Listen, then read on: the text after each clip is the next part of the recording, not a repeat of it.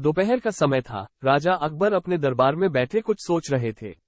अचानक उन्हें बीरबल की कही हुई एक बात याद आई। उन्हें याद आया कि एक बार बीरबल ने उन्हें एक कहावत सुनाई थी, जो कुछ इस तरह से थी, खाने के बाद लेटना और मारने के बाद भागना एक सयाने मनुष्य की निशानी होती है। राजा सोचने लगे, अभी दोपहर का समय है, यकीनन बीरबल खाने के बाद सोने की तैयारी में होगा। चलो आज उसकी बात को गलत साबित किया जाए।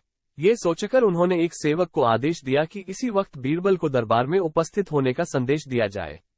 बीरबल अभी खाना खाकर बैठे ही थे कि सेवक राजा का आदेश लेकर बीरबल के पास पहुंचा।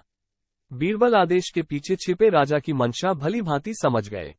उन्होंने सेवक से कहा, तुम थोड़ी देर रुको, मैं कपड़े बदलकर तुम्हारे साथ ही चलता हूँ। अंदर जाकर बीरबल ने अपने लिए एक तंग पजामा चुना। पजामा तंग था तो उसे पहनने के लिए उन्हें बिस्तर पर लेटना पड़ा।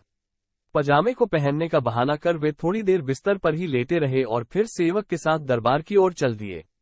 दरबार में राजा बीरबल की ही राह देख रहे थे। उनके वहां पहुंचते ही राजा ने पूछा, क्यों बीरबल, आज खाने के बाद लेटे थे या नहीं? बीरबल ने जवाब दिया, जी महाराज। जरूर लेटा था। यह सुनकर राजा को बहुत गुस्सा आया। उन्होंने बीरबल से पूछा, इसका मतलब यह है कि तुमने मेरे आदेश का असम्मान किया। तुम उसी समय मेरे सामने क्यों उपस्थित नहीं हुए?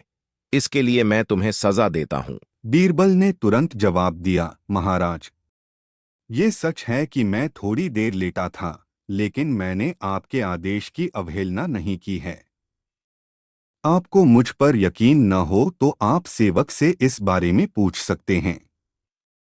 हाँ, ये अलग बात है कि मुझे इस तंग पजामे को पहनने के लिए बिस्तर पर लेटना पड़ा था। बीरबल की इस बात को सुनकर अकबर हंसे बिना रह न सके और उन्होंने बीरबल को दरबार से जाने दिया। कहानी से सीख। इस कहानी से हमें यह सीखने को मिलता है कि परिस्थिति को भांपते हुए हमारे द्वारा उठाया गया एक कदम हमें अनेक मुसीबतों से बचा सकता है।